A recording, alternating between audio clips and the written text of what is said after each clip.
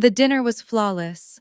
Held at Vertigo, London's most exclusive sky-high dining establishment perched on the 42nd floor, it was reservation impossible. The kind of place where titles mattered more than money, where Lord preceded the credit card, where the waiting list stretched 3 years deep for anyone whose family name didn't already grace the leather-bound reservation book. Jasper Kensington, the 22-year-old heir to an £850 million empire, sat with his parents at their usual corner table, the one that overlooked the glittering sprawl of London's financial district far below. The vintage Chateau Margaux flowed freely, bottle after bottle uncorked with reverent precision by waiters who knew better than to question the Kensington appetite for excess. Lord Alistair Kensington held court as he always did, his booming voice carrying stories of closed deals and crushed competitors. Lady Eleanor listened with practiced adoration, her diamond necklace catching the ambient light, her perfectly coiffed blonde hair not a strand out of place. Jasper scrolled through his phone between courses, documenting every moment for his 1.8 million followers. The truffle risotto, the wagyu, the view, everything was content, everyone was an audience. But then something caught Jasper's attention. A man sitting alone 3 tables away, Asian, perhaps Vietnamese, dressed in an unremarkable dark suit that looked almost cheap under Vertigo's crystal chandeliers. No designer labels, no flashy watch, no one important sitting with him. Just a man eating quietly, methodically, as if he belonged in a cafe rather than London's most exclusive dining room. The sight irritated Jasper in a way he couldn't quite articulate. This was their world, their territory, their celebration. What was someone like that doing here? Jasper rose from his seat, crystal decanter in hand, the Chateau Margaux sloshing slightly. His parents looked up, intrigued smiles already forming. They knew that look in their son's eyes, that particular glint that meant entertainment was coming. "Let me propose a toast," Jasper announced, his Eton-polished voice carrying across the intimate dining room. Several nearby tables turned to look. A toast to knowing one's place. But what came next wasn't a toast. It was a death sentence. Jasper walked directly to the solitary diner's table and, in front of London's elite, poured an entire decanter of £2,000 claret over the stranger's head. The wine cascaded down the man's dark hair, streaming over his face, soaking into his suit jacket. The restaurant fell silent. Forks froze midair. Conversations died. Lord Alistair's laughter erupted first, booming and unrestrained. Lady Eleanor's followed, a tinkling crystalline sound that she'd perfected at finishing school decades ago. Other diners glanced at each other nervously, a few offering tight, uncomfortable smiles. The Kensingtons were too powerful to offend, too connected to question. The man, wine dripping from his chin, looked up at Jasper. His expression remained calm, almost serene. He dabbed his face with the linen napkin, stood slowly, and without a word, walked toward the exit. No threats, no raised voice, no scene, just a quiet departure that somehow felt more ominous than any confrontation. Jasper returned to his table, triumphant, already composing the caption in his head. His parents were still laughing, Lord Alistair wiping tears from his eyes. "Brilliant," he managed between chuckles. "Absolutely brilliant. That's how you handle people who forget their station." None of them knew the man's name. Lê Din Long. None of them understood what they'd just done. None of them realized they had 6 weeks left. This was Jasper's world, and it had always bent to his will. The Hampstead mansion where he'd woken that morning was just one of 3 properties bearing the Kensington name. 11,000 square feet of Georgian architecture overlooking the Heath, filled with art his parents bought at auction without looking at price tags. His bedroom alone was larger than most London flats.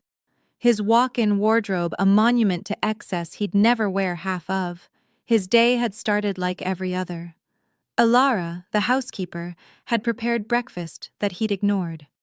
He'd wrecked another Aston Martin the night before, the third this year, and his father had merely sighed and called the family solicitor. The Metropolitan Police had taken one look at the Kensington name and decided the paperwork wasn't worth the trouble.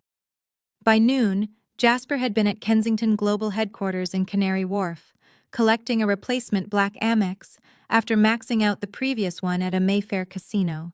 The $5 million trust fund dispersal had cleared that morning. Just another quarterly payment, routine as clockwork. Jasper had already spent half of it in his head, a yacht share in Monaco. That Hublot he'd been eyeing. Maybe another flat. Something in Knightsbridge this time. Lord Alastair Kensington had built his empire using a simple philosophy he'd inherited from his own father and refined into an art form.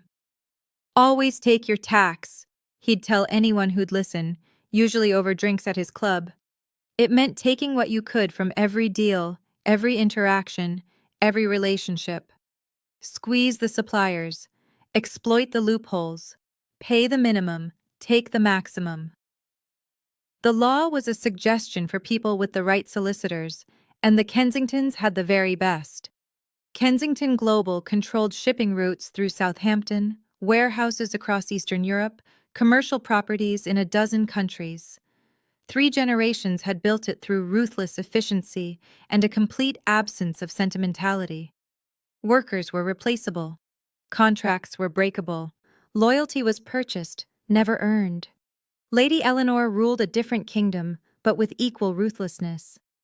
She chaired the Tate Modern Trust, sat on the boards of 6 major charities, and hosted the kind of garden parties that made or broke social careers.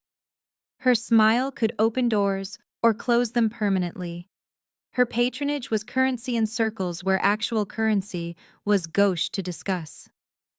She'd spent 30 years cultivating an image of gracious philanthropy while privately ensuring that every donation, every sponsorship, every public appearance served to elevate the Kensington name. Together, they'd raised Jasper to understand one fundamental truth. The world was divided into those who took and those who were taken from. The Kensingtons were takers. They always had been. They always would be. That night at Vertigo, Jasper had posted the wine-pouring incident to his Instagram story. "Keeping standards high at London's finest," read the caption, with 3 champagne glass emojis. Within an hour, it had 50,000 views. The comments were predictable. Half called him savage, half called him scum. All of them were engagement, and engagement was what mattered. Jasper fell asleep that night in his Hampstead bedroom, phone charging on the nightstand, completely secure in his untouchable existence. He had no idea that the quiet man from Vertigo was already making phone calls, that container ships were being rerouted, that bank executives were receiving very specific instructions, that the machinery of destruction had already begun to turn. The Kensingtons had spent 3 generations building their empire on the backs of people they'd never bothered to see as human. People like Alara, invisible in their own home. People like the solitary diner they'd humiliated for sport. They were about to learn that some people, when pushed, don't push back. They dismantle everything you love piece by piece until nothing remains but the memory of what you used to be. The email arrived on a Tuesday morning, exactly 5 days after the Vertigo incident. Lord Alastair was in his Canary Wharf office, reviewing quarterly projections with his CFO, when his assistant knocked twice and entered without waiting for permission. She only did that when something required immediate attention. "Sir, we've received notice from Kovac Industrial Solutions," she said, her tablet already extended toward him. "They're terminating the steel component contract." Alistair took the tablet, his reading glasses perched on his nose. The email was brief, almost insultingly so. "After careful consideration of our business priorities and operational capacity, Kovac Industrial Solutions regrets to inform you that we must terminate our supply agreement with Kensington Global, effective immediately. We cite unforeseen circumstances that prevent us from fulfilling our contractual obligations. All pending orders are hereby cancelled." Unforeseen circumstances, Alistair read aloud, his voice dripping with contempt. What bloody, unforeseen circumstances! We've worked with Kovac for 8 years. His CFO, a nervous man named Pemberton, who'd learned to anticipate Alistair's moods, leaned forward. They supply 40% of our specialized steel components for the manufacturing division. This will impact the Midlands facility significantly. I'm aware of what they supply, Pemberton, Alistair snapped. Get them on the phone, now. The call went to voicemail.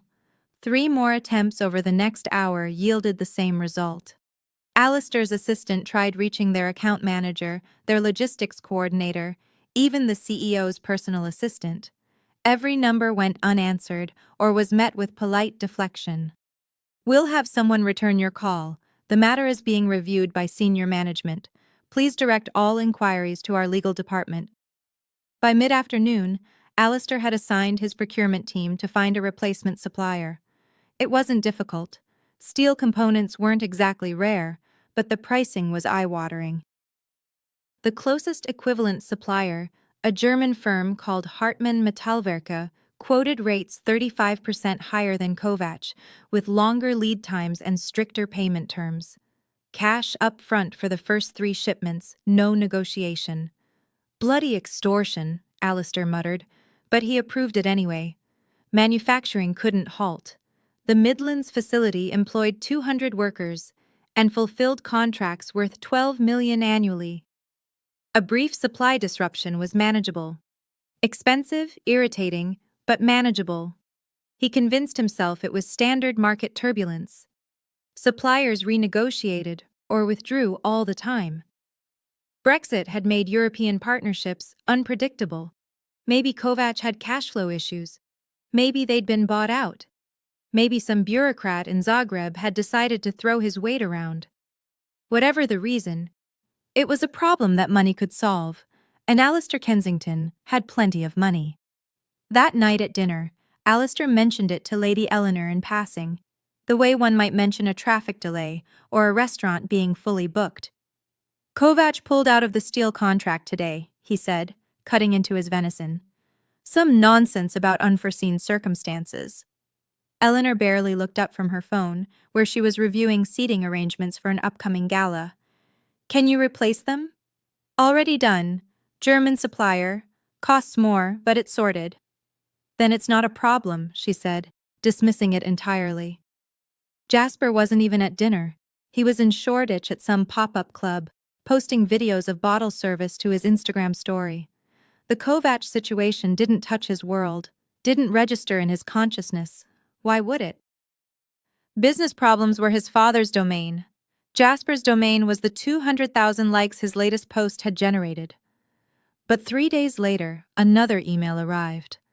This time from Balkan Logistics Group, the Croatian shipping company that handled Kensington Global's container routes through the Adriatic. The language was nearly identical. After a comprehensive review of our operational commitments, we must regretfully terminate our partnership with Kensington Global. Unforeseen circumstances require us to reallocate our resources, effective immediately. Alistair stared at his screen, a cold prickle of unease creeping up his spine. 1 supplier pulling out was unfortunate. 2 in the same week was suspicious. Get me Balkan's director of operations, he told his assistant, and pull up every contract we have in Eastern Europe. I want a full audit by end of day. This time, he didn't wait for returned calls. He had his corporate lawyer, a bulldog named Farnsworth from a White Shoe City firm, draft letters threatening breach of contract lawsuits. He had Pemberton contact alternative shipping companies. He personally called in favors from business associates who might have connections in Croatia, in Poland, in the Czech Republic. The responses he received were maddeningly vague. Market conditions have changed. Our risk assessment team has raised concerns. We're restructuring our client portfolio. Everyone had a reason, but none of the reasons made sense. These were long-standing partnerships, profitable relationships, contracts with penalty clauses specifically designed to prevent sudden terminations. Yet they were terminating anyway, as if profit didn't matter. As if the penalties didn't matter. As if something more important than money was driving their decisions. By Friday, a third email arrived. This one from a Polish electronics supplier that provided circuit components for Kensington's smart building technology division. The same corporate language, the same unforeseen circumstances, the same immediate termination. Pemberton sat across from Alistair's desk, his face pale, running calculations on his tablet. Replacing all 3 suppliers will cost us an additional £800,000 in the first quarter alone. The German steel is 35% higher. The alternative shipping routes add 2 weeks to delivery times. The Polish electronics, we can't even find a direct replacement. We'll have to source from 3 different suppliers to cover the same product range. Then do it, Alistair said, his voice tight. Whatever it costs. Sir, I have to ask. Pemberton hesitated, choosing his words carefully. Is there any reason 3 separate Eastern European companies would simultaneously terminate contracts with us? Any political issues? Regulatory problems? Legal disputes we're not aware of? Alistair's mind raced through possibilities. He'd been aggressive in negotiations, certainly, but no more than usual. He'd used every legal loophole to minimize payments, delay settlements, renegotiate terms in Kensington's favor. That was business. That was what you did when you had leverage. But he'd made no enemies. Not real enemies. Not the kind who could coordinate this type of response. No, he said finally. It's just bad luck. Market forces.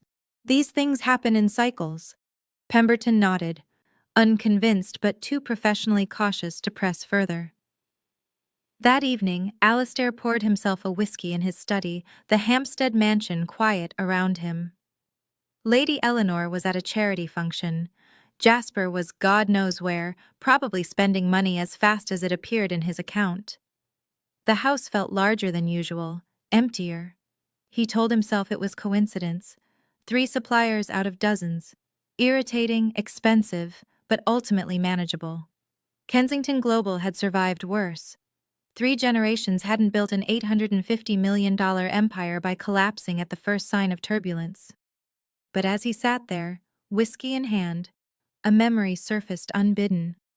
The man at Vertigo, the wine cascading over his head, the quiet, almost peaceful expression as he'd stood and walked away.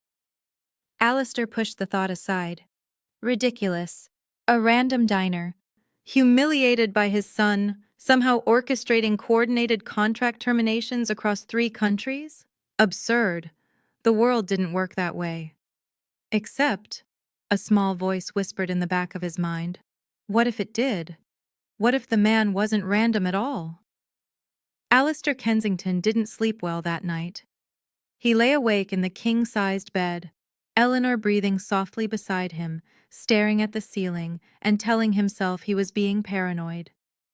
By morning, he'd convinced himself again that it was nothing. Coincidence. Market forces. The irrational anxieties of a man dealing with routine business setbacks. Then came the phone call from Southampton.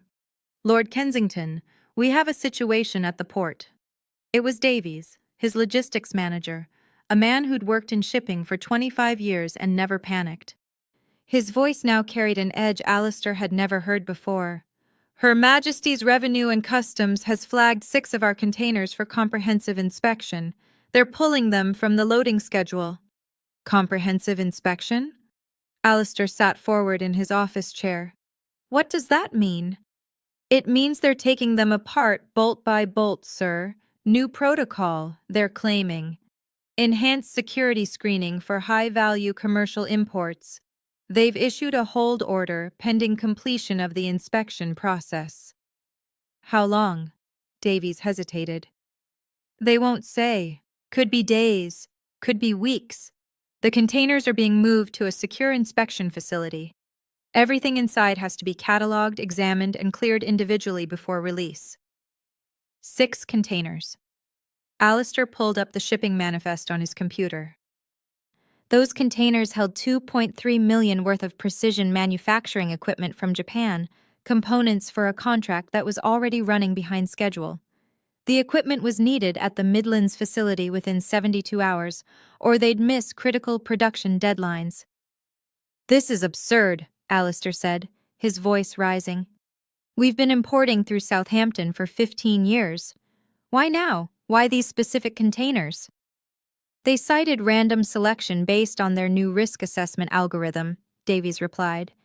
"But sir, I've never seen them pull 6 containers from one company at the same time. The protocol usually targets 1 or 2 shipments maximum." Alistair's jaw tightened. "Get our customs broker on this immediately. Have Farnsworth draft whatever legal challenges we need. This is harassment."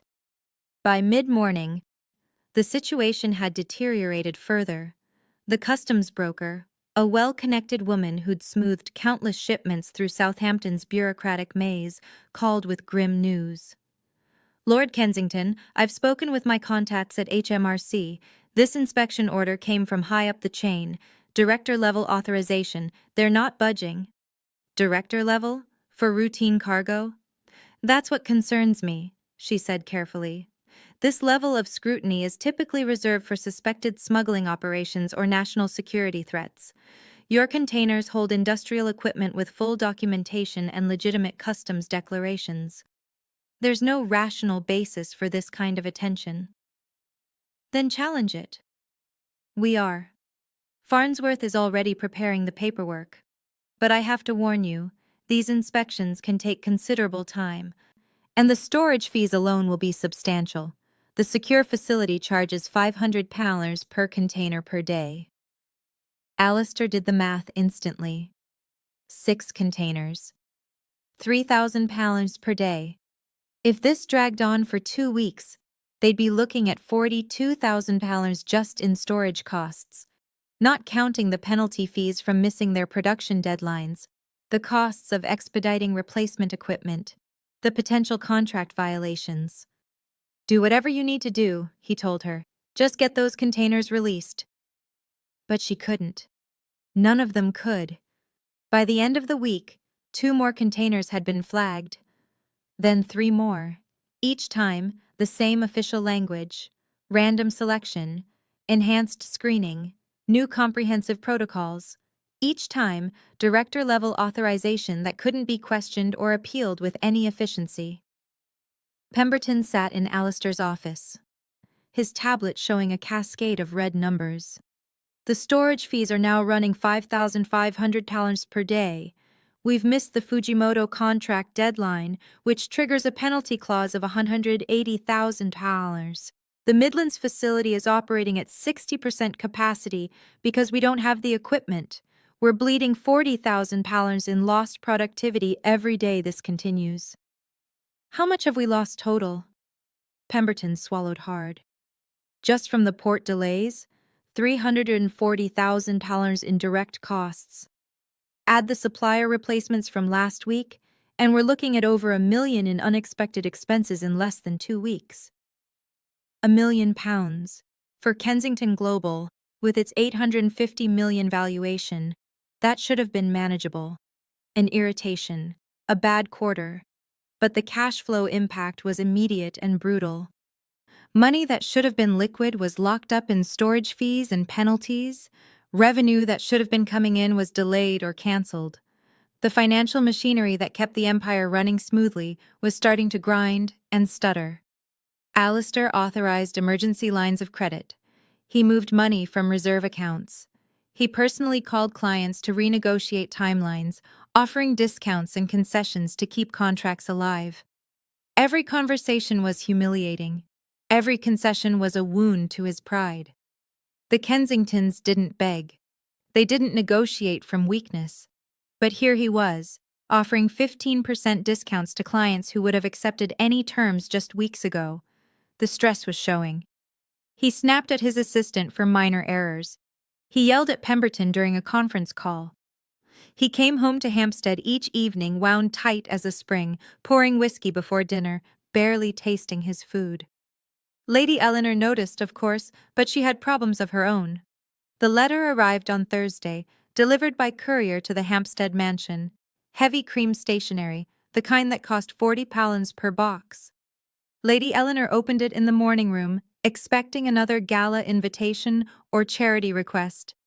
Instead, she found a polite withdrawal. "Dear Lady Eleanor," it began. "After much consideration, the Thornfield Foundation has decided to redirect our philanthropic focus towards smaller grassroots organizations that may benefit more directly from our support. As such, we will be concluding our partnership with the Tate Modern Trust, effective immediately. We are grateful for your leadership and wish you continued success in your charitable endeavors." Eleanor read it twice, her hands trembling slightly. The Thornfield Foundation had been her most prestigious patron, the kind of supporter whose name alone opened doors. Their annual contribution of £500,000 to the Tate Modern Trust hadn't just funded exhibitions. It had funded Eleanor's influence, her social capital, her ability to call in favors and make introductions that mattered. And they were withdrawing, not reducing their contribution, not renegotiating terms, withdrawing entirely, with 2 weeks' notice. She called Catherine Thornfield immediately. They'd known each other for 15 years, sat on 3 boards together, attended each other's dinner parties. The call went to voicemail. Eleanor left a message, keeping her voice light and friendly. "Just checking in about the letter. I'm sure we can discuss this." Catherine didn't call back. Eleanor tried again the next day. And the day after. Finally, Catherine's assistant answered, her voice professionally apologetic. "Lady Eleanor, I'm afraid Mrs. Thornfield is traveling extensively over the next month. She asked me to convey that the Foundation's decision is final and won't be reconsidered." Traveling. Eleanor knew what that meant. It meant avoiding conversation. It meant the decision had been made at a level where Eleanor's influence couldn't reach. That evening, she told Alistair about it over dinner. He was already 3 whiskeys deep, his face drawn and tired. "The Thornfield Foundation is pulling their funding," she said, trying to sound casual. "Rather sudden, actually." Alistair looked up from his plate. "When?" "Immediately. Catherine won't even take my calls." For a moment, they sat in silence, the implications settling around them like fog.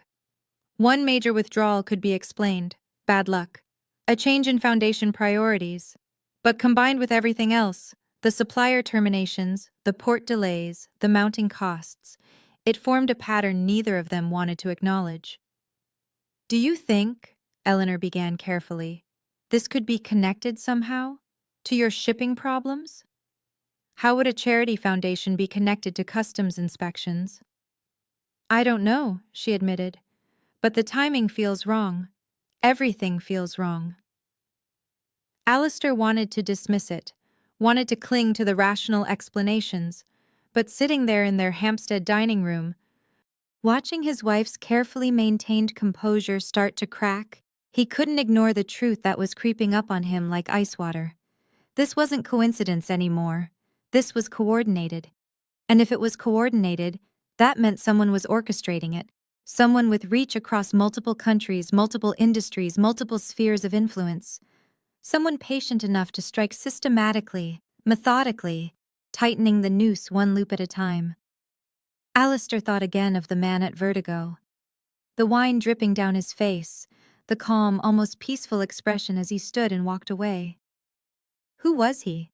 Alistair asked his assistant to pull the security footage from Vertigo. The restaurant was reluctant at first, citing privacy policies, but a call from Farnsworth and the veiled threat of litigation convinced them to cooperate. The video arrived by secure courier on Monday morning, week 3.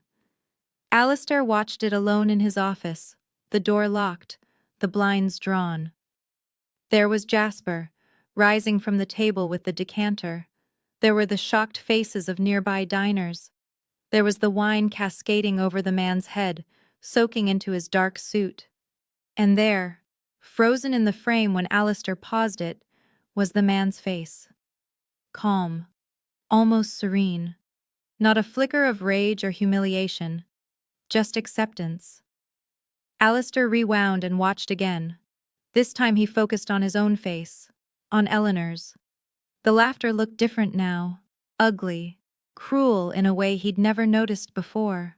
The kind of laughter that came from people who'd never faced consequences, who'd never been forced to see their victims as human. He closed the video player and sat in silence. The man's face stayed with him. Asian features, probably Vietnamese based on the bone structure. Late 40s, early 50s. Unremarkable clothes. Nothing about him screamed wealth or power. Yet something in his composure, in the way he'd accepted the humiliation without protest, suggested a man who knew exactly what he was doing. The intercom on Alistair's desk buzzed. His assistant's voice crackled through. "Sir, I have Simon Blackthorne from Midland Sovereign Bank on line 1. He says it's urgent." Alistair's stomach tightened. Midland Sovereign held Kensington Global's primary corporate line of credit, a $15 million facility that they'd maintained for 12 years. The relationship had always been smooth, professional, mutually profitable. Blackthorne was the senior relationship manager, a man Alistair had shared countless business lunches with. "Put him through." "Lord Kensington." Blackthorne's voice was strained, lacking its usual warmth.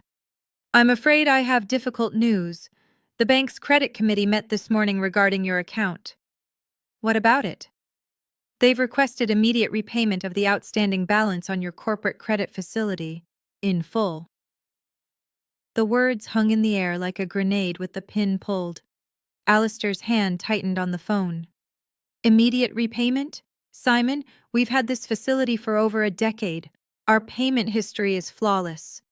"I'm aware, and I argued that point strenuously." Blackthorne sounded genuinely uncomfortable. "But the committee cited heightened risk exposure and recent operational irregularities in your business as grounds for calling the facility. It's within the bank's contractual rights, under Section 12.3 of the credit agreement." "What irregularities?"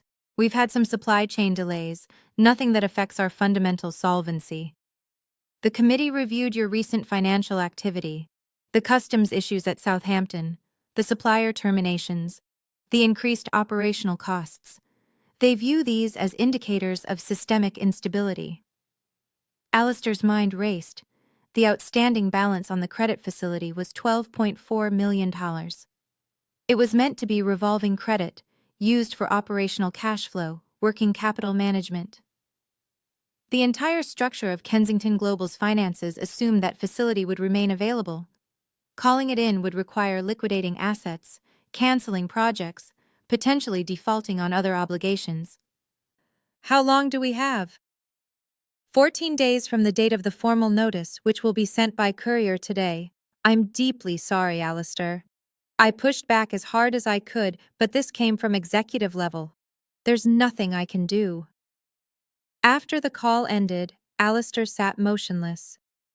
£12.4 million in 14 days. It was possible, technically. They could sell some properties, call in receivables early, renegotiate payment schedules with vendors. But it would gut their operating capital. It would leave them vulnerable, exposed, running on fumes. He called Pemberton. "We need an emergency liquidity analysis. Midland Sovereign is calling the credit facility." Pemberton's sharp intake of breath was audible through the phone. "All of it?" "All of it. 14 days. I'll have preliminary numbers within 2 hours." Those numbers, when they came, were devastating. To raise $12.4 million in 2 weeks without destroying the company's operational capacity would require selling the Birmingham commercial property, liquidating their reserve investment portfolio at a loss, and negotiating emergency short-term financing at usurious rates. Even then, they'd be cutting it close. "This will leave us operating with almost no cash reserves," Pemberton warned.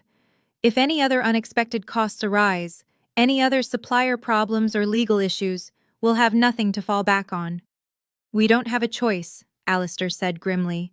"Start the process. Sell Birmingham, liquidate the reserves, get me meetings with alternative lenders." That evening, Eleanor received her second withdrawal notice. This time from the National Gallery Foundation, a partnership she'd cultivated for 8 years. The letter was brief, professional, and final. We are realigning our patronage strategy to focus on emerging cultural institutions. Thank you for your service. She showed it to Alistair without comment. They both knew what it meant. Two major patrons withdrawing in the same week wasn't coincidence. Someone was making calls, applying pressure, cutting Eleanor off from her social infrastructure. Who could do this? She asked quietly. Who has this kind of reach? Alistair had no answer. Or rather, he had an answer he didn't want to voice. Someone in international trade, someone with connections across multiple countries, multiple industries. Someone who could influence banks, customs officials, foundation boards, supply chains. Someone like a man who controlled import-export networks across continents. The final blow of week 3 came on Friday morning. Alistair was in a meeting with potential alternative lenders, men in expensive suits who smelled blood in the water and were quoting interest rates that would have been criminal in any rational market, when his phone rang. Davies from the Midlands facility. Sir, we have a situation. The Environment Agency has issued an immediate stop work order on the entire facility. What? On what grounds? Soil contamination. They're claiming our waste management protocols have led to hazardous material seepage into the groundwater. They've sent inspectors with a court order. We have to cease all operations immediately, pending a full environmental assessment. Alistair felt the room tilt. The Midlands facility was their manufacturing heart. It employed 200 people and generated $12 million in annual revenue. Shutting it down, even temporarily, would be catastrophic. How long? The assessment could take weeks, maybe months. They're talking about bringing in independent consultants, soil testing, water quality analysis. Sir, I've been managing this facility for 15 years. We've always been compliant. Our last environmental audit was 6 months ago, and we passed with flying colors. And now suddenly there's contamination? They're saying it's newly discovered. That recent testing revealed elevated levels of industrial solvents in the groundwater near our site. But sir, we don't use those specific solvents. They're not part of our manufacturing process. Alistair closed his eyes. Someone had planted evidence. Or fabricated test results, or bribed the right inspector to report findings that didn't exist. It didn't matter which. The result was the same. Another pillar of their empire knocked away. He ended the meeting with the lenders without signing anything. He needed time to think, time to understand what was happening, time to find whoever was doing this and make them stop. But time was the one thing he didn't have. That night, Alistair sat in his study with the Vertigo footage playing on his laptop screen again. He watched the man stand, watched him dab his face, watched him walk away with that same unnerving calm. Eleanor appeared in the doorway, a glass of wine in her hand. What are you doing? Trying to understand. Understand what? He paused the video. 3 weeks ago, we had everything. Suppliers, shipping routes, bank credit, social standing, a functioning manufacturing facility. Now it's all falling apart simultaneously. Eleanor walked closer, looking at the frozen image on the screen. The man with wine dripping from his hair. You think he did this? I think someone did this. Someone with extraordinary reach and resources. Someone we humiliated in front of London's elite.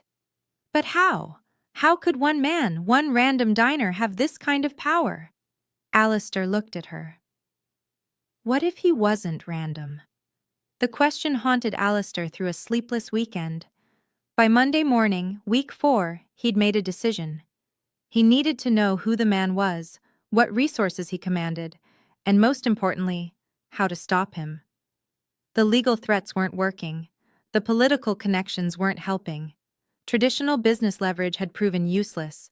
He needed intelligence, the kind that operated in spaces where corporate lawyers feared to tread. He called a number he'd been given years ago at a private club, a contact he'd never expected to use. The man who answered identified himself only as Graves, and his firm had no public website, no office address, just a reputation for finding things that didn't want to be found. I need complete background on someone, Alistair said. Everything. Who he is, what he controls, how he operates. I have security footage and a time-stamped location. Send me what you have, Graves replied, his voice flat and professional. Initial assessment will take 48 hours. Full intelligence package, assuming the target is findable, will take a week. My fee is £50,000 upfront, plus expenses. Alistair didn't even flinch at the price. What was 50,000 compared to the millions he was hemorrhaging? He authorized the payment within the hour and sent the Vertigo footage along with everything his team had compiled about the timing of the business disruptions. But before Graves could deliver anything, another explosion detonated in Alistair's carefully constructed world. The email arrived from a law firm called Hendricks & Associates, a mid-tier practice that specialized in employment law and corporate ethics cases. Alistair didn't recognize the name until his own solicitor called, Farnsworth's voice tight with concern. They're reopening the Bangladeshi supplier case, Farnsworth said, the one from 2019. Alistair's blood ran cold. The case had been a minor scandal, barely a footnote in their corporate history. A supplier in Dhaka that produced textile components for Kensington's commercial property division had been accused of using underage workers and maintaining unsafe working conditions. The allegations had surfaced in a Guardian exposé, and a small advocacy group had filed suit against Kensington Global for knowingly partnering with an unethical supplier. The case had been settled quietly for £180,000, with no admission of wrongdoing, standard corporate damage control. The story had disappeared within a news cycle. Alistair had considered it handled, buried, forgotten. On what grounds? He asked. New evidence. They're claiming they've obtained internal emails that prove Kensington Global had specific knowledge of the working conditions and chose to continue the partnership anyway. The emails allegedly show deliberate suppression of audit reports and falsification of compliance documentation. That's absurd. We settled this years ago. The settlement included a clause that allowed for reopening if new evidence of criminal negligence emerged. These emails, if they're genuine, would qualify.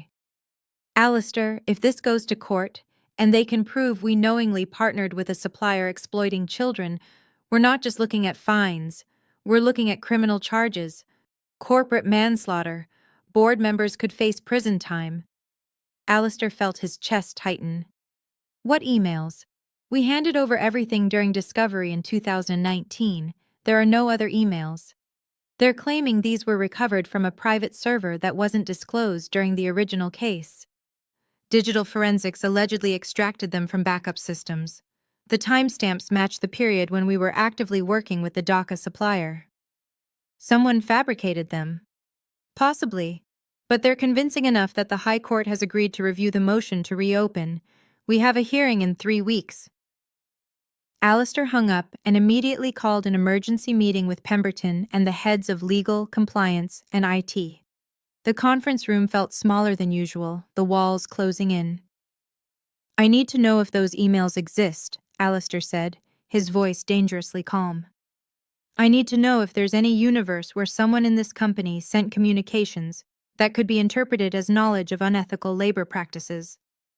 The head of IT, a nervous young man named Patel, pulled up logs on his laptop. Sir, we purged the backup servers from that period as part of standard data retention policies.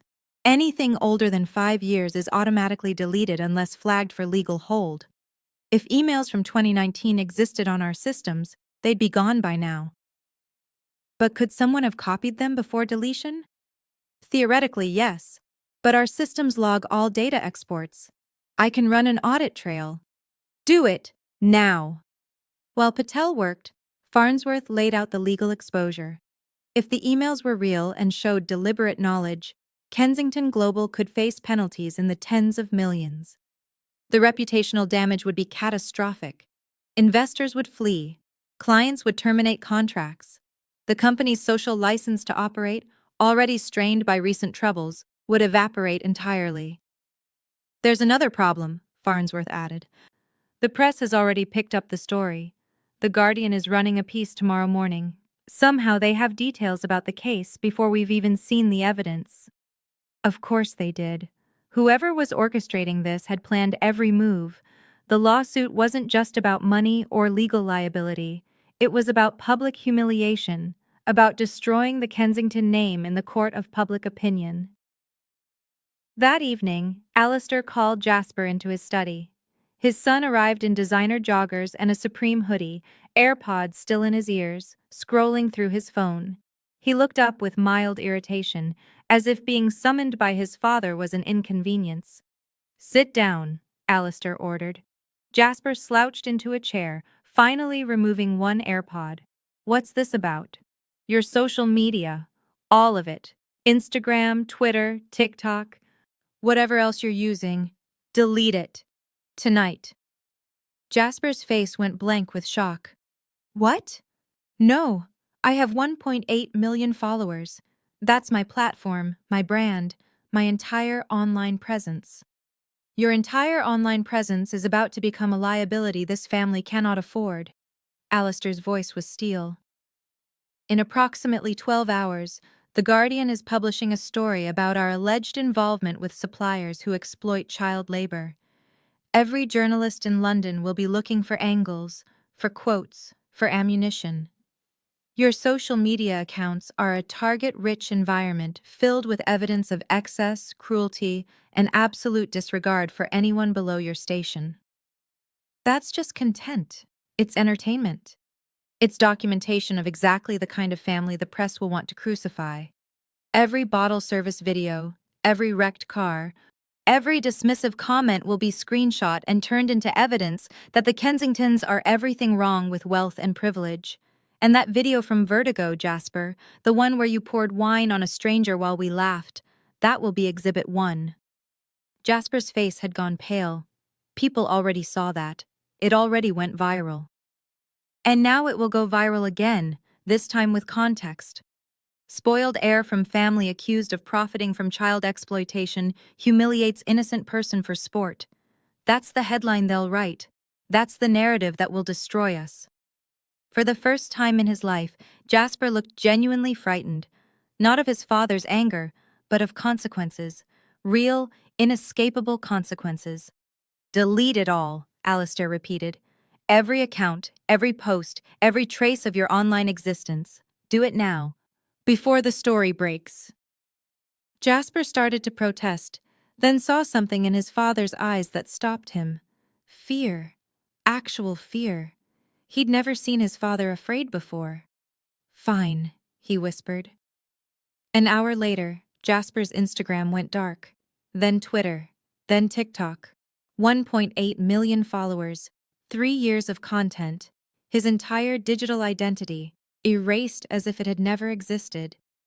He sat in his bedroom, staring at the blank screens, feeling like he'd lost a limb. Downstairs, Alistair received the preliminary report from Graves. "Your target's name is Lê Din Long," the intelligence analyst said over an encrypted call. "Vietnamese national, age 52. He controls one of the largest private logistics networks in Southeast Asia. Import-export operations spanning 14 countries. Estimated net worth somewhere between £800 million and 1.2 billion AS, though his holdings are deliberately obscured through shell companies and partnerships." Alistair felt his stomach drop. Not a random diner, not an innocent victim, a billionaire with an empire that rivaled his own. "His network operates in gray areas," Graves continued. "Not quite legal, not quite illegal. He moves goods across borders that official channels won't touch. Luxury items, industrial equipment, specialized materials. He has connections to government officials, customs agents, port authorities, shipping companies across Asia and Eastern Europe. If you wanted to disrupt someone's supply chain, someone's import operations, he would have every tool necessary to do it." Why was he in London? That's harder to determine. He rarely travels to the West, prefers to operate from Vietnam and Hong Kong. But 3 weeks ago, he was definitely in London. Flight records confirm it. And the timing matches your Vertigo incident exactly. Alistair closed his eyes. They'd humiliated a man who controlled shipping routes, customs officials, port operations, a man whose network touched every pressure point currently crushing Kensington Global. "Can you find him?" Alistair asked. "Can you set up a meeting?" "I can try," Graves said. "But Lord Kensington, men like Leyden Long don't take meetings with people who've wronged them. They take revenge." The words stayed with Alistair through another sleepless night. By Tuesday morning of week 5, Graves delivered the full intelligence package. It arrived as an encrypted file on a secure server, 147 pages of documentation that read like a thriller novel, except every word was verified fact. Alistair read it alone in his study, the door locked, his phone silenced. The report traced every disaster that had befallen Kensington Global back to its source, and every source led to the same place. Leyden Long's network. Kovac Industrial Solutions, the steel supplier that had terminated first, received 60% of their raw materials through a Croatian import company called Adriatic Trade Partners. Adriatic Trade Partners was a subsidiary of a Hong Kong holding company that Graves had traced back to Long's logistics empire. One phone call from the right person, one suggestion that continued partnership with Kensington Global might affect their own supply arrangements, and Kovac had folded immediately. Balkan Logistics Group, the shipping company, was even more direct. They leased half their container fleet from a Vietnamese company that Long controlled outright. The termination hadn't been a business decision, it had been an order. The Polish electronics supplier had been similarly leveraged. Their primary export route to Western Europe ran through Long's distribution network. Cutting ties with Kensington wasn't a choice. It was survival. The customs delays at Southampton proved more complex, but equally traceable. Long didn't control British customs directly, but he had relationships with officials in every major European port. A quiet word about irregularities in Kensington shipments, a suggestion that enhanced scrutiny might be warranted, and suddenly HMRC's risk assessment algorithms were flagging every container bearing the Kensington name. The bank was harder to pin down, but Graves had found the connection. Midland Sovereign's parent company was expanding operations into Southeast Asia. They needed regulatory approvals, shipping partnerships, import-export licenses in countries where Long's influence ran deep. A single conversation strategically placed, suggesting that Kensington Global represented heightened risk exposure, and the credit committee had moved to protect their Asian expansion plans. The environmental violations at the Midlands facility had been manufactured through a testing company that, 5 layers of corporate ownership removed, contracted with one of Long's chemical import businesses. The contamination evidence wasn't fabricated outright, but the testing methodology had been designed to find problems that didn't exist, trace elements blown into crisis-level findings. Even the lawsuit, the reopened Bangladeshi supplier case, bore Long's fingerprints. Hendricks and Associates had taken the case pro bono, funded by a workers' rights advocacy group based in Hong Kong. That advocacy group received major donations from a charitable foundation that Graves traced back to Long's personal wealth management structure.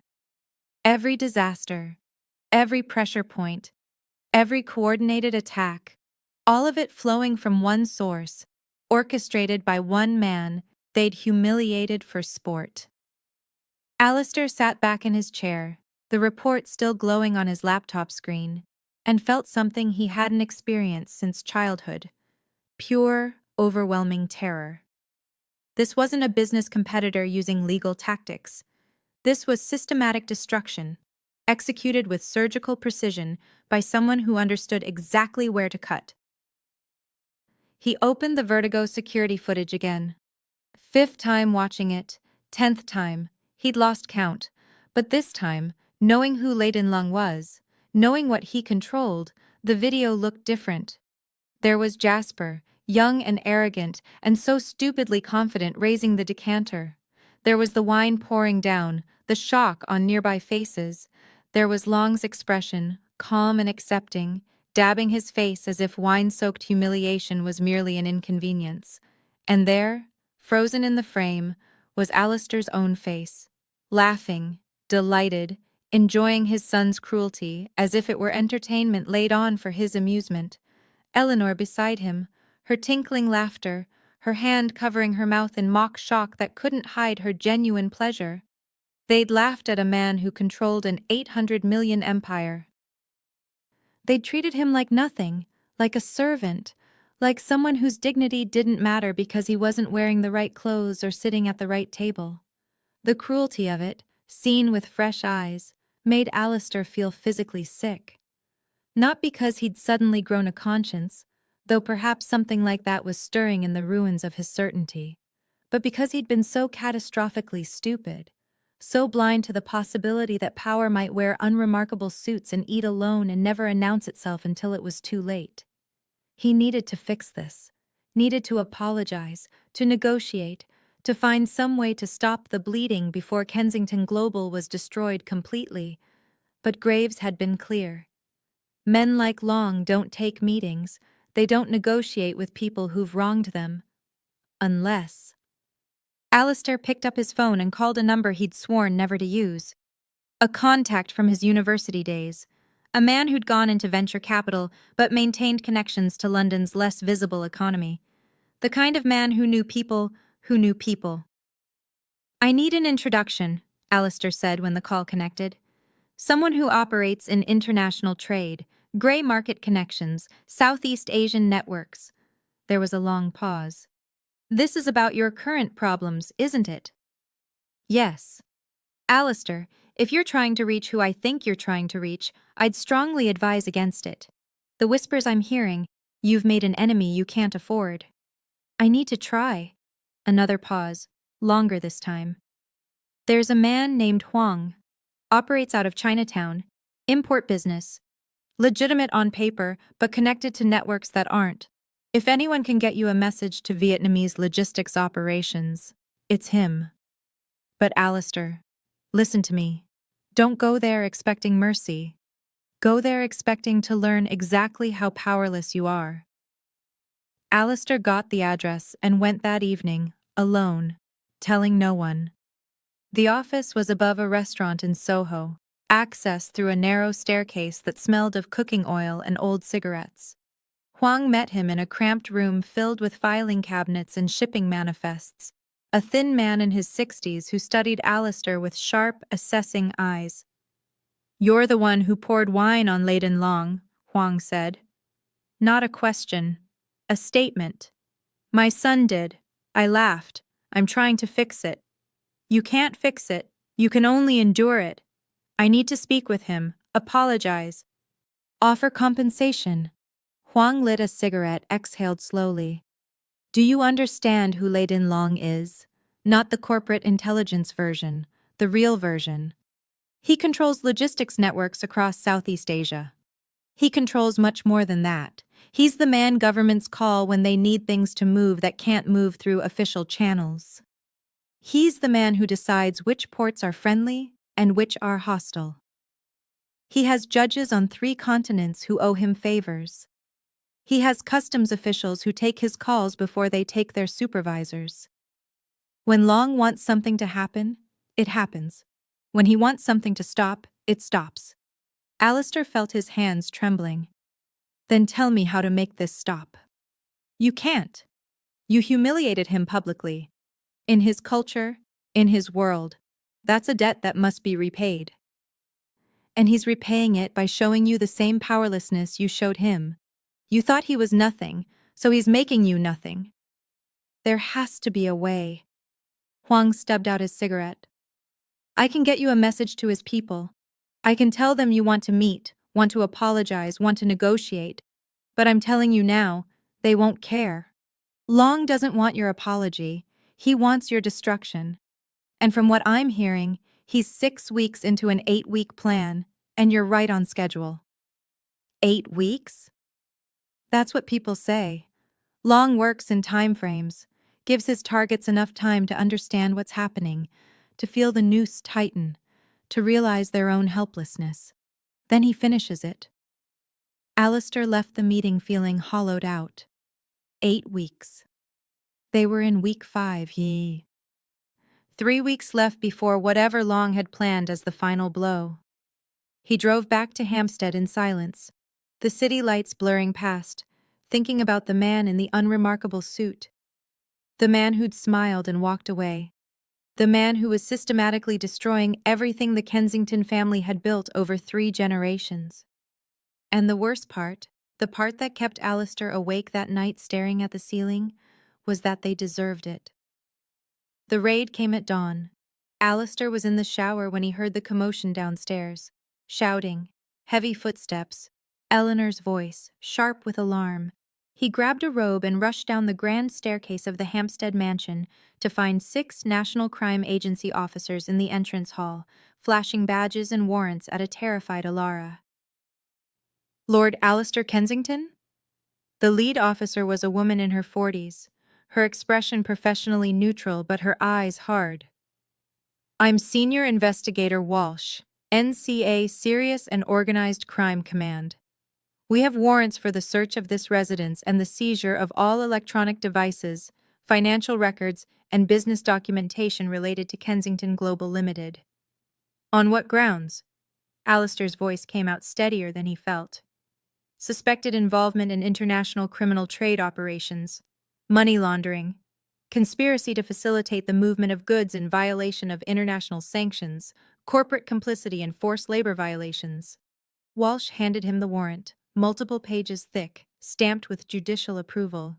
We also have officers executing simultaneous warrants at your Canary Wharf offices, your Birmingham property, and your manufacturing facility in the Midlands. Eleanor appeared at the top of the stairs, still in her dressing gown, her face pale.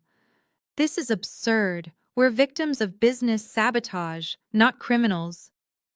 That's for the investigation to determine, Lady Eleanor. Walsh gestured to her team.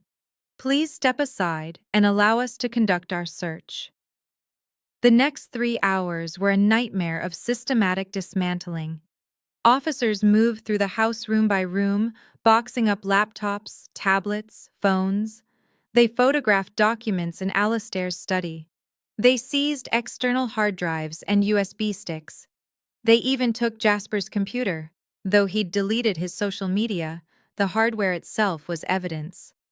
Alistair called Farnsworth, who arrived within the hour looking grim. Don't say anything, the solicitor advised. Don't answer questions. Don't try to explain. This is a coordinated operation, which means they've been building a case for weeks. Weeks? Alistair felt cold. How is that possible? Someone provided them with evidence. Someone with detailed knowledge of your operations, your partnerships, your supply chains. Someone who could connect dots between your business dealings and criminal enterprises. Leyden Long. Of course. He hadn't just disrupted their business. He'd built a criminal case against them, assembling evidence, making connections, feeding it to the authorities. The customs delays, the supplier terminations, the environmental violations, all of it creating a pattern that looked like intentional complicity in illegal operations. By mid-morning, the news had broken. Sky News ran the headline first. National Crime Agency raids Kensington Global in international trade crime probe. Within minutes, every major outlet picked it up. BBC, The Guardian, The Times, all running variations of the same story. Photographs of NCA officers carrying boxes from the Canary Wharf headquarters. Speculation about the nature of the investigation. Interviews with legal experts discussing possible charges. The stock price collapsed immediately. Kensington Global was publicly traded, though the family maintained controlling interest. By the time markets opened, panic selling had driven the share price down 40%. By noon, it was down 67%. By market close, the company had lost £520 million in valuation, and trading had been temporarily suspended pending regulatory review.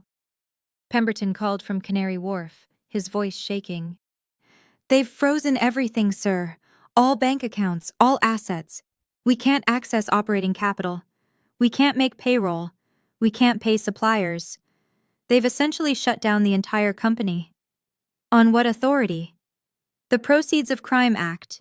They're claiming all company assets are potentially derived from or connected to criminal activity. Until the investigation concludes, everything is frozen. Alistair sat in his study, surrounded by empty shelves where his documents had been, and tried to comprehend the magnitude of the disaster. No access to funds, no ability to operate. The company effectively dead in the water, regardless of whether the charges had any merit. Eleanor received her own news via text message. Curt, professional, devastating. The final board she still sat on, the Royal Opera House Trust, had held an emergency meeting and voted unanimously to request her immediate resignation. Her position had become untenable. Her presence was now a liability. Please submit your formal resignation by end of day to avoid public termination. She showed Alistair the message, her hand trembling. 23 years, she whispered. I've served that board for 23 years. They sat together in the study, two people who'd spent their lives believing they were untouchable, watching their world disintegrate in real time. News alerts kept pinging on their phones, investors demanding explanations, business partners severing relationships, social acquaintances suddenly unreachable, their calls going to voicemail, their messages left unread. The Guardian published a follow-up piece in the afternoon, connecting the NCA raid to the reopened Bangladeshi supplier case. Pattern of neglect or criminal intent, read the headline. The article detailed the 2019 settlement, the new evidence of knowing complicity, the larger pattern of Kensington Global's aggressive business practices. It quoted workers' rights advocates, former employees, competitors who'd been crushed by Kensington's ruthless tactics. And buried in the 16th paragraph, almost as an aside, was a mention of Jasper's vertigo incident. The family's pattern of treating people as disposable extends to their personal lives, wrote the journalist. Video footage that circulated online weeks ago showed Jasper Kensington, heir to the family fortune, pouring wine over a restaurant patron for apparent entertainment value while his parents laughed. The video had resurfaced. Even though Jasper had deleted his accounts, other people had saved it. Now it was everywhere again, recontextualized as evidence of the Kensington family's fundamental character.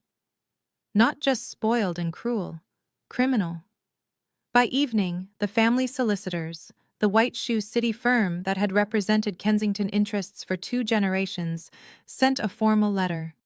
In light of the serious criminal allegations and the freezing of Kensington Global assets, we regret that we can no longer provide representation in this matter. Our retainer agreement requires payment structures that cannot be maintained under current circumstances. We wish you the best in securing alternative counsel. They were dropping the case, not because of the allegations, but because they couldn't get paid. The frozen assets meant no access to the funds needed to pay for the kind of high-powered legal defense that might stand a chance. Farnsworth, to his credit, stayed. I'll help you find criminal defense specialists, he said. But Lord Kensington, I have to be honest with you. The case they're building, the evidence they appear to have, this isn't something we can make go away with clever arguments. This is existential. That night, Jasper came downstairs for the first time since the raid. He looked smaller somehow, diminished. The swagger gone, replaced by something that might have been the beginning of understanding. He sat across from his parents in the living room, the 3 of them surrounded by wealth that was now legally untouchable, practically worthless. I'm sorry, Jasper said quietly. About the video. About everything. Alistair looked at his son, seeing him clearly perhaps for the first time. Not an heir, not a leader, just a spoiled young man who'd never been taught that actions have consequences, because his parents had shielded him from every consequence until it was too late. We're all sorry, Alistair said, but sorry doesn't fix this. Eleanor was staring out the window at the Hampstead Heath, the view they'd enjoyed for decades. How does one man do this? She asked. How does one person destroy everything? The same way we built everything, Alistair replied. Systematically, ruthlessly, by understanding exactly where to apply pressure. He thought about Leyden Long, the quiet man in the unremarkable suit. Long had studied them, understood their vulnerabilities, mapped their dependencies. Then he'd pulled each thread methodically until the entire tapestry unraveled, and they'd given him the motivation to do it. For sport, for entertainment, for the casual cruelty of people who'd never imagined someone might have the power to make them pay. The NCA investigation would take months. The frozen assets would remain frozen. The company would collapse. The charges would be filed. And through it all, somewhere in Vietnam or Hong Kong or wherever he operated from, Leyden Long would watch with the same calm expression he'd worn when wine dripped down his face. The same expression that said he'd already won. The weeks that followed the NCA raid were a study in systematic humiliation. Alistair tried to salvage what he could, which meant attempting to liquidate assets before they were permanently seized. The Birmingham commercial property, the investment portfolio, even personal items of value, anything that might generate cash to survive the legal battle ahead. But every attempt met the same wall. The Proceeds of Crime Act allowed the NCA to place holds on any asset potentially connected to criminal activity, and they'd interpreted potentially connected with maximum breadth. The Birmingham property had a lien filed within hours of being listed. The investment accounts were frozen pending investigation into their funding sources. Even Eleanor's jewelry, pieces she'd inherited from her grandmother, were held as potential proceeds of criminal enterprise. Farnsworth explained it with grim patience. They're treating everything you own as fruit of the poisonous tree. Until they can verify the legitimate source of every asset, nothing can be sold or transferred. The Hampstead house, Alistair said. That's been in my family for 40 years. My father bought it with documented, legitimate funds from the shipping business. Doesn't matter. Kensington Global is under investigation. You're the primary shareholder. Therefore, everything you own is potentially derived from criminal proceeds. The law doesn't require them to prove guilt before freezing assets. They just need reasonable suspicion. And a $850 million company being raided by the NCA provides plenty of that. The house felt like a prison now. Beautiful, expensive, and completely useless. They couldn't sell it, couldn't mortgage it, couldn't even access the equity. They were wealthy on paper and destitute in practice, unable to pay for groceries without the emergency credit cards that hadn't yet been frozen. Alara still came to work, though they couldn't pay her. She came out of loyalty, or perhaps pity, preparing meals from the dwindling pantry supplies, cleaning rooms that felt increasingly hollow. Alistair finally worked up the courage to speak to her directly, to use her name, to thank her for her years of service. The conversation lasted less than a minute, but her eyes filled with tears. Not joy. Something sadder. Recognition that it had taken complete destruction for him to see her as human. The social exile came swiftly and brutally. Eleanor's phone, once constantly buzzing with invitations and committee updates, went silent. The charity galas she'd attended for decades, the fundraisers she'd chaired, the social calendar that had defined her existence, all of it evaporated. Invitations were withdrawn with apologetic emails. Board positions were terminated with regretful letters. Friends of 30 years suddenly had scheduling conflicts that prevented lunch. The Kensington name, once a door opener, had become a door closer. Nobody wanted to be photographed with them. Nobody wanted their own reputations tainted by association. The speed of the abandonment was breathtaking. Within 2 weeks of the raid, they'd been erased from London's social landscape as thoroughly as if they'd never existed. Eleanor handled it with brittle dignity at first, maintaining appearances in an empty house for an audience of no one. But Alistair watched her carefully constructed persona crack piece by piece. The woman who'd spent 3 decades cultivating influence found herself mattering to no one. The phone calls she made went unreturned. The messages she sent were read and ignored. She was being ghosted by an entire social class, and it destroyed her more thoroughly than any legal charge could have. "They're cowards," she said one evening, wine glass trembling in her hand. "All of them. 30 years of friendship, of supporting their causes, of attending their events, and the moment things get difficult, they scatter like roaches." Alistair said nothing. He understood exactly what had happened. They'd built their social position on power, and power only commanded loyalty while it lasted. The moment the power disappeared, so did the people. It was the same principle he'd used in business. Loyalty was purchased, never earned. He just never expected to be on the receiving end.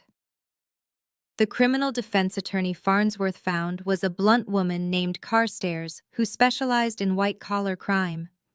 She reviewed the NCA's case for 3 days and delivered her assessment in Farnsworth's office, since the Kensingtons could no longer be seen meeting attorneys in public spaces. "The evidence is substantial," she said without preamble. "They have emails showing Kensington Global maintained partnerships with suppliers flagged for labor violations. They have financial records showing payments to shell companies in countries with known sanctions issues. They have testimony from former employees describing a corporate culture of willful ignorance regarding supply chain ethics." "We didn't know," Alistair protested. "We followed standard industry practices." "Standard industry practices include plausible deniability, Lord Kensington. But the NCA has evidence suggesting you went beyond plausible deniability into active suppression of information. Someone provided them with internal communications, audit reports that were allegedly buried, compliance concerns that were allegedly ignored. This isn't a case of innocent ignorance. This is a case of knowing participation. What are our options?" Carstairs laid out the scenarios with clinical precision. They could fight the charges in court, which would take years and cost millions they didn't have access to. The frozen assets meant they couldn't fund a proper defense. Legal aid didn't cover corporate crime at this level. They'd be defending themselves with whatever Carstairs could provide at reduced rates, against an NCA team with unlimited resources and 3 years to prepare. Or they could negotiate a plea agreement. "What would that entail?" Farnsworth asked. "Full cooperation with the investigation, admission of negligence leading to complicity in criminal trade operations, testimony against any other parties the NCA wants to pursue, surrender of all remaining assets beyond a basic living allowance, permanent prohibition from serving as company directors, and likely suspended sentences with community service requirements." "Suspended sentences?" Eleanor's voice was sharp. "You mean we'd avoid prison?" "Most likely, given your age and lack of prior criminal history. But you'd be convicted felons. Your titles, your reputation, your ability to work in any professional capacity, all of that would be gone. You'd be financially ruined and socially destroyed, but you'd be free." The alternative, Carstairs explained, was trial and potential conviction on more serious charges. If found guilty, Alistair could face actual prison time. Eleanor as well, given her position on the company board. Jasper would likely be spared criminal charges due to his limited operational role, but he'd carry the family name and all its new associations. Alistair asked for time to think about it. Carstairs gave him 48 hours. Those 48 hours were the longest of his life. He walked the Hampstead estate, the grounds he'd once taken for granted, and tried to comprehend trading everything for basic survival. No money beyond living expenses, no business ventures. No ability to rebuild, just existence, scraping by on state benefits and whatever menial work a disgraced lord could find. Jasper found him in the garden on the second day. His son had aged years in weeks, the swagger completely gone, replaced by a hollow-eyed exhaustion. "I'm sorry, Father," Jasper said again. "I know I keep saying it, but I need you to know I understand now. What I did, what we all did, I understand." Alistair looked at his son and saw genuine remorse for the first time.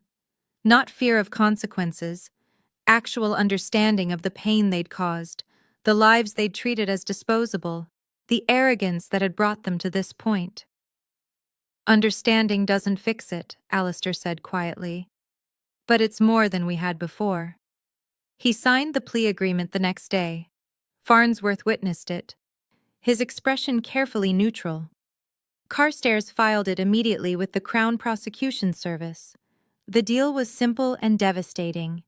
The Kensingtons admitted negligence leading to complicity in international trade violations.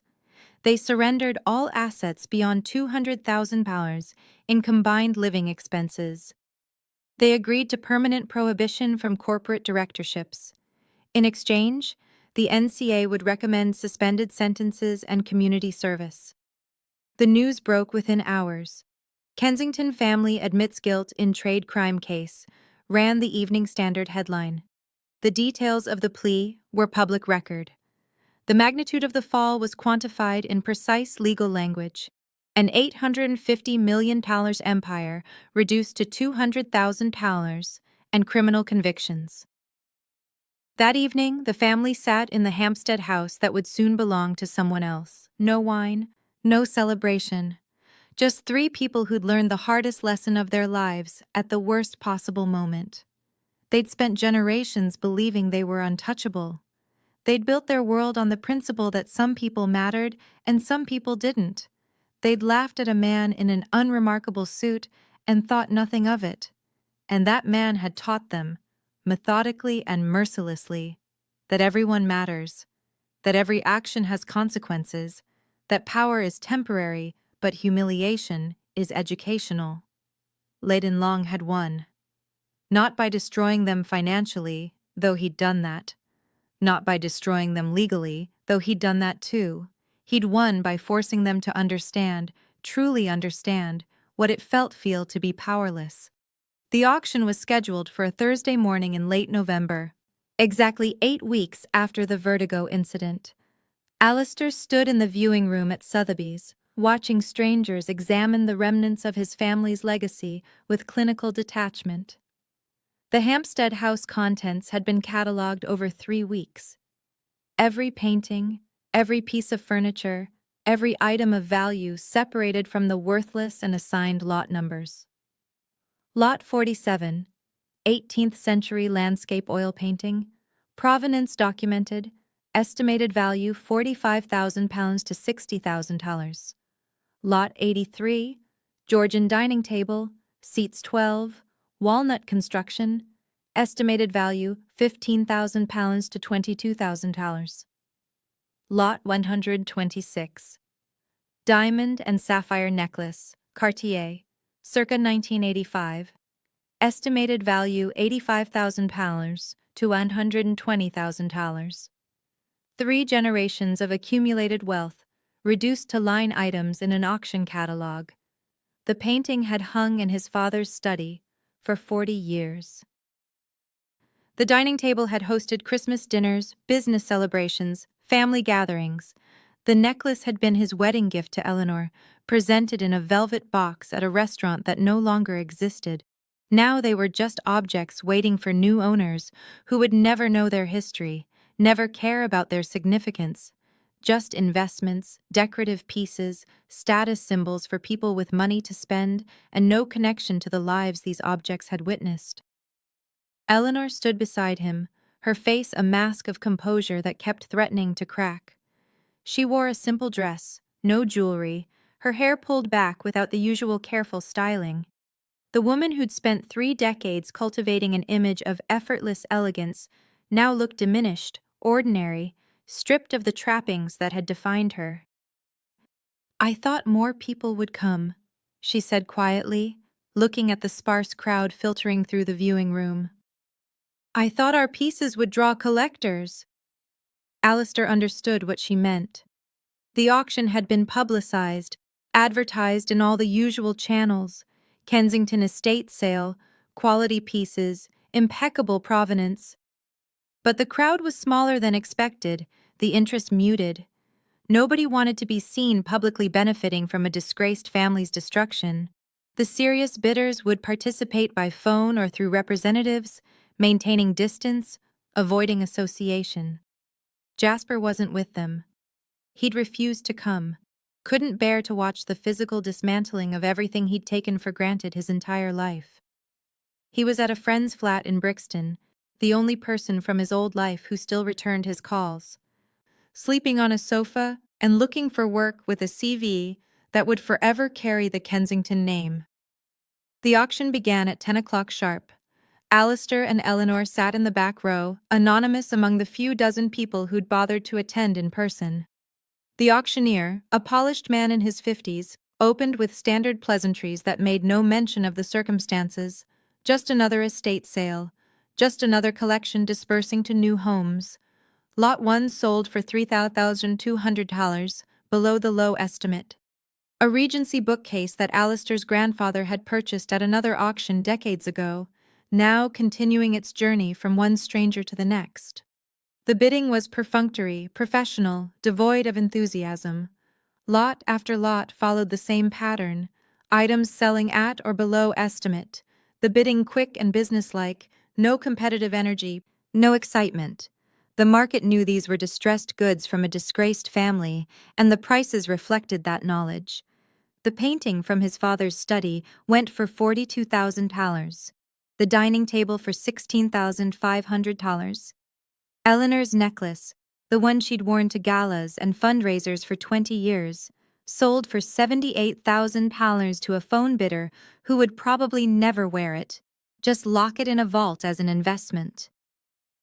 2 hours into the auction, Alistair felt Eleanor's hand find his. Her fingers were cold, trembling slightly. They sat like that through lot after lot, watching their lives reduced to hammer prices and buyers' premiums. The proceeds would go to the NCA, to compensate victims of Kensington Global's trade violations, to cover legal costs, to satisfy the debt their negligence had created. They would receive nothing, not even memories, because these objects had been so tied to their sense of self-worth that losing them felt like losing pieces of their identity.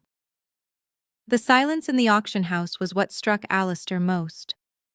No gasps at beautiful pieces, no competitive bidding wars, no excitement or appreciation for the quality of the items. Just mechanical efficiency, the machinery of liquidation processing assets without sentiment. It was the opposite of the laughter at Vertigo. That night, the restaurant had filled with sound, his booming guffaw, Eleanor's tinkling amusement, the shocked reactions of nearby diners, the noise of cruelty, of entertainment, of people enjoying another person's humiliation. This silence was different. It was the sound of consequences, the sound of a family being erased from relevance, their possessions scattered to strangers, their legacy dismantled piece by piece, while the world watched with polite indifference. By early afternoon, the auction was complete. Total proceeds, £3.7 million, significantly below the pre-sale estimates of £5.2 million. The market had spoken. Disgraced goods sold at a discount. The Kensington name now actively decreased value rather than adding prestige. Alistair and Eleanor walked out of Sotheby's into grey November drizzle. They had nowhere to go. The Hampstead house would be formally transferred to new owners next week. They'd been allocated a small flat in Streatham, 2 bedrooms, basic furnishings, the kind of accommodation they would have considered beneath notice just weeks ago. It was what £200,000 bought when you were starting over at 60 years old with criminal records and no prospects. A photographer caught them on the steps. One final humiliation. The picture would run in tomorrow's papers. Lord and Lady Kensington leaving the auction of their estate, looking old and broken and small. The caption would write itself. Fall of a dynasty, end of an empire, the price of arrogance. They took the tube to Streatham, standing in a crowded carriage because all the seats were taken, pressed against strangers who didn't recognize them or didn't care. Eleanor's face remained composed, but Alistair saw her eyes darting to the advertisements above the windows, the digital screens, anywhere but the faces of the people around her. People she would have considered beneath her notice 2 months ago. People who were now her equals or perhaps her superiors, because they had jobs and dignity and hadn't pleaded guilty to international trade crimes. The Streatham flat was on the fourth floor of a converted building with a temperamental lift and thin walls. 2 small bedrooms, a cramped kitchen, a living room that could fit perhaps 6 people uncomfortably.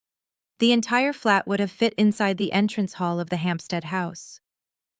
Jasper arrived later that evening with the few possessions he'd been allowed to keep. Clothes, mostly. A laptop he'd bought before the asset freeze. A few photographs that held no monetary value. He looked at the flat with hollow eyes and said nothing. What was there to say? This was their life now.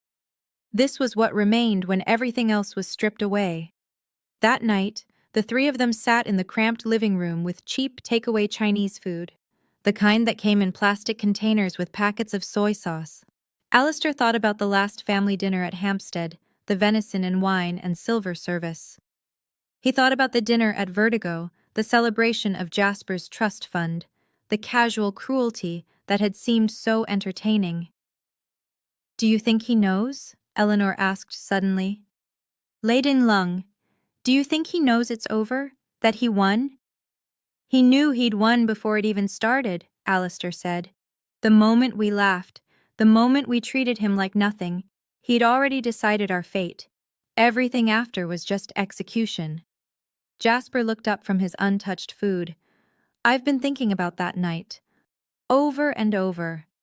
And I keep wondering what would have happened if I'd just walked past his table, if I'd just sat down and ignored him. Would we still have everything? Yes, Alistair said simply. One choice. One moment of deciding that humiliating someone was worth the entertainment value. That's all it took. The silence that followed was heavy with understanding.